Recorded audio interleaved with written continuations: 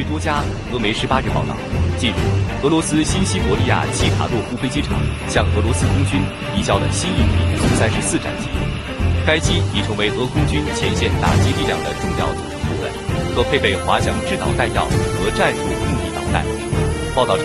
新一批苏34战机是从新西伯利亚诺夫哥罗德飞机场起飞，交付前，地面人员进行最后检查。制造战机的工厂总经理表示，生产的技术和财务流程正在完善，正在寻找更多制作材料来增加产量。视频最后，苏34战机从飞机场呼啸起飞。